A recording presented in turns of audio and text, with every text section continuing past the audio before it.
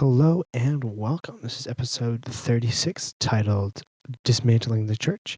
So, Chris, you wrote this episode. What was kind of your idea behind this? My professor mentioned something about churches in World of Warcraft. And so I did a very brief lookup of that happening and whether or not that was true. And it was. I don't know how much of it was actually like Christian churches, but it kind of got me thinking about like virtual church. And then there was this meme going around of it was like supposed to be real. It was a joke, but they were saying how they were going to graduate their high school class on Roblox because of everything going on, and I thought that was hilarious. And it turned out to be fake, which bummed me out. But yeah, and then I kind of went on this like train of thought of like, well, what if we did do that? Like, how legitimate would it be if we had like a gathering of people to worship Christ on like Minecraft?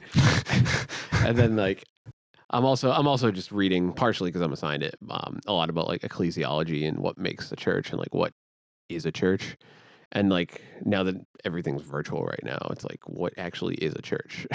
And like it's very interesting because it feels like there's this divide between like, oh, there's churches that are like churches, and then there's those churches that are like churches and virtual churches. And like you can think of course, your large churches that I mean, like I can list a couple in my head right now that are like, those are like church and virtual churches, right? They have like two church families, right?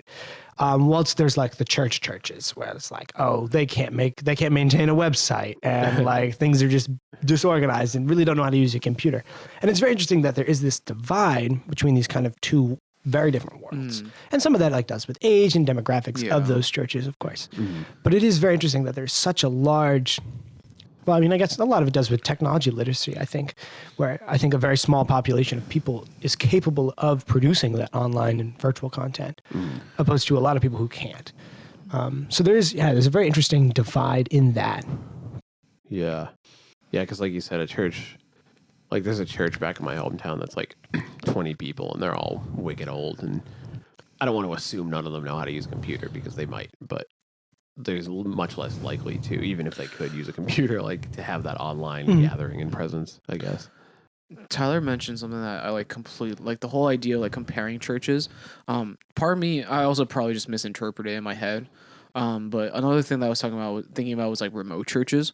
So there's this one church in Connecticut, the master campus has the live session of the pastor, and then all their remote campuses live streams the master campus's pastor speaking, and like they set it up so like there's like a live worship set that like happens before, and then like it was like I went to one session, it was sick because it was like the worship set finished and then they walked away, and then like you're looking like as the first time you're looking around, you're like, oh, like where's the speaker? The screen rolls down and the speaker's like, hello, welcome to our church, and and everyone's like, hello, pastor, blah blah blah, and you're just like, I feel like I'm in like an episode of like Black Mirror or something.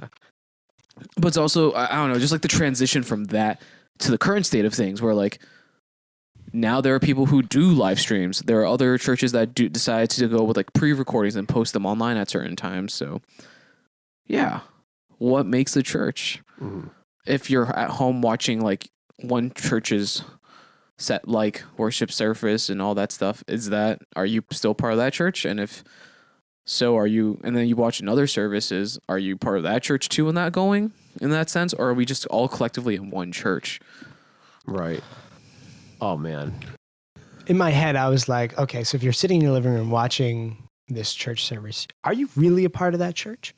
But then I think of like, where's my background, right? And I go like, okay, I've come from like a church, opposed to like a church that also is a virtual church. And like, I think that immediately I was like, oh, that person really doesn't understand what a church is about. And I'm like, do I really understand what a church is about? But like, it's just very interesting that like from my, I think, point of view, and also like things that I've grown up with, for me, like I know I wouldn't sit well in that situation. Yeah. But then realizing that I think a lot of people would. Yeah. I mean, I'm also just talking about like right now, like the current events. Like if this was beforehand, like I think I'm in a very similar sense. Like when I came out of that church, I was like, this is weird. Like I met people, or like people were trying to get to know me, but all of them were like members of this church interacting with the staff of the church, but there wasn't like a pastor figure within that church to like reach out, etc. Like the argument I hear against remote churches are like, oh, like pastors need to like shepherd their people. some would argue, oh, you use the other leaders to shepherd, but it was just a very interesting conversation I had. And I think now in like today's day and age where like everyone is like, all churches are, most churches have been trying to like create some form of like online unity by like sharing with like their congregation, oh, like this is the message that we decided to go with today. Watch us and worship from your home, blah, blah, blah. Yeah, and I'm torn too because like I am also very traditional, you know, like going to a building and like interacting with people and whatnot. And like the idea of a virtual church is weird to me, but now it's like now that we're in it, it's like, well, now there's no other option. So I guess this has to be normal. And my mind always goes to like the worst place. And it's like, what if this is just how it is forever? Like for whatever circumstance or reason, like what if we can never go back to that? Like, do we just say the church is gone, or is like, do we have to admit that like what we're doing has some validity to it, you know? Ooh, I feel like you're backing yourself into an interesting corner there. Yeah. By going like, oh, this is the only thing we have left, we then have to acknowledge the validity of like virtual churches. But interestingly, like in my head, I was like, oh, like I know me personally, like I have a really hard time sometimes connecting with worship music in a worship setting. Right, because live settings are always like a lot sometimes, especially if they're kind of janky, and I'm just like getting distracted, like, wow, that sounds terrible, like, oh. But then like if I'm like just sitting in my room or like just like listening to headphones, like those are some moments where I'm like, oh wow, this is like what it's really about. Like, so like, how is that any different than anything else?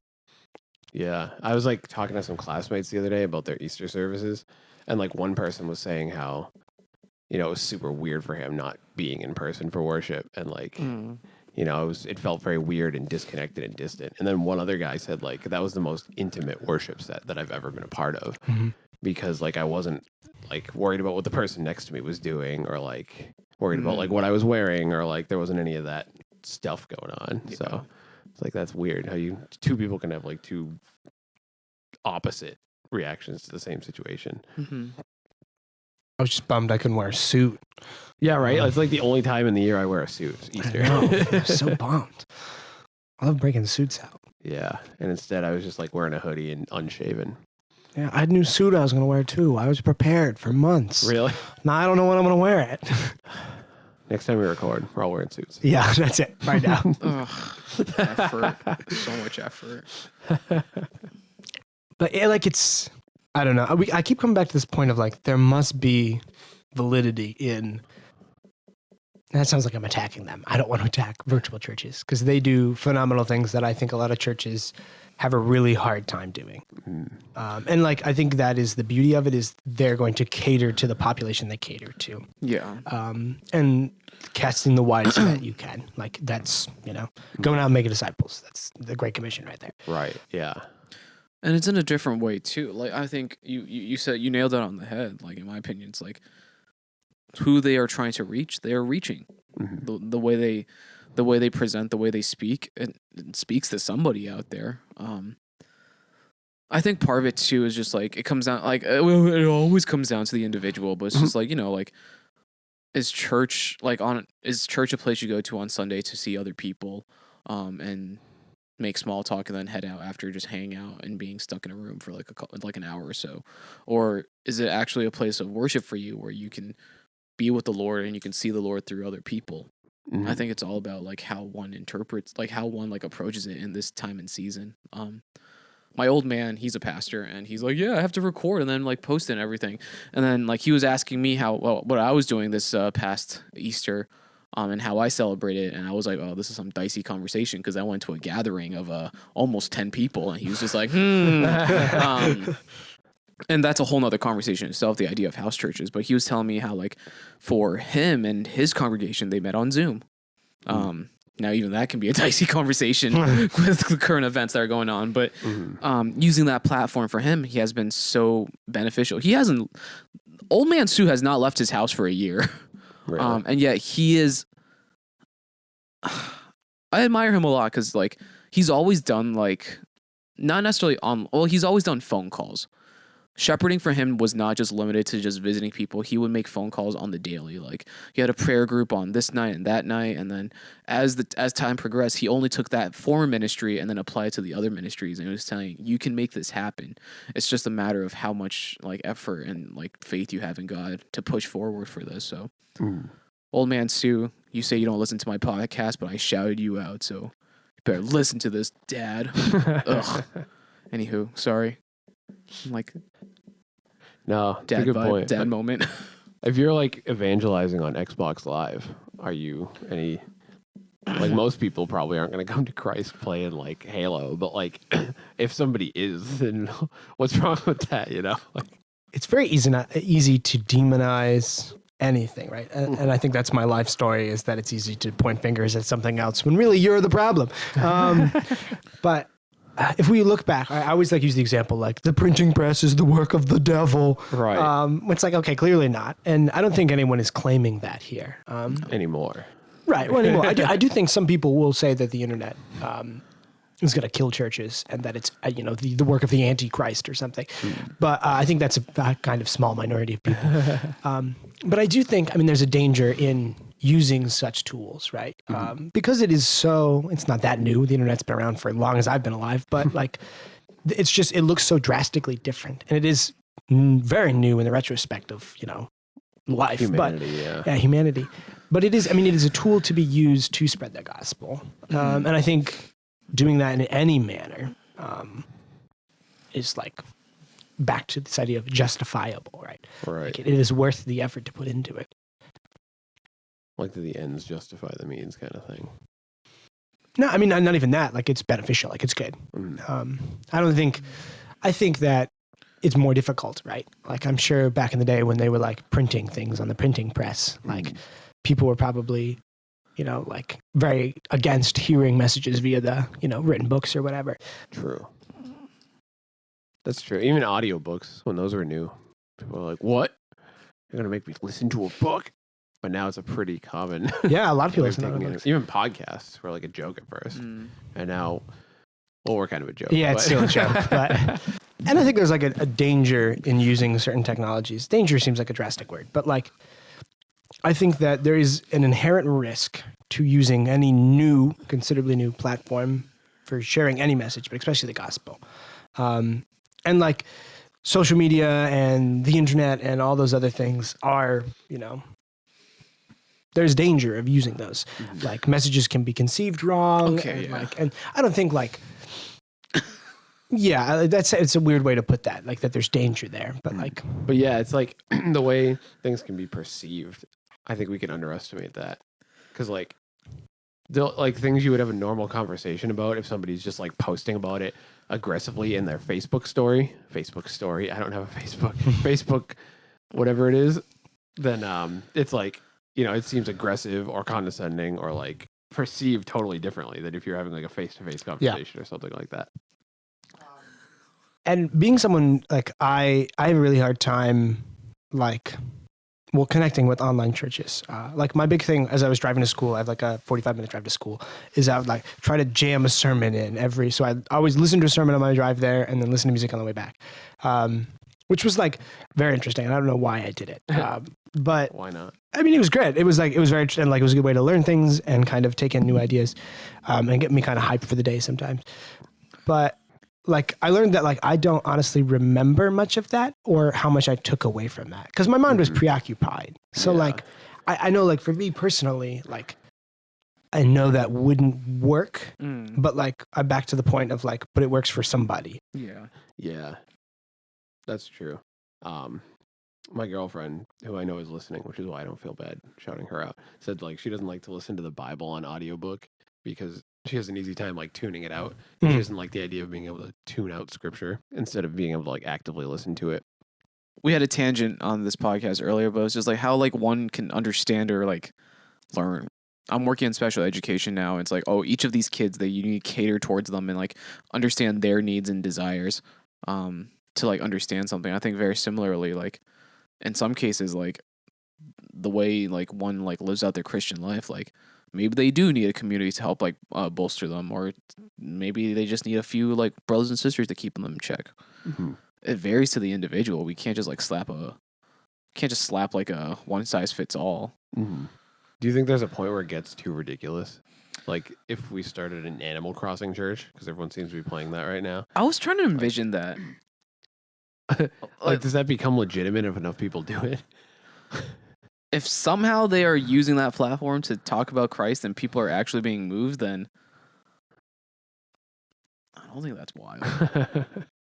I was like thinking, like going back to the World of Warcraft thing. I was like, what's like the one game or like online virtual? Like I was thinking like, oh, like what if someone used like VR online or whatever that like monstrosity is to like have a hotel? Yeah, yeah, like or like Second Life if you remember that game. No. It was just a weird game.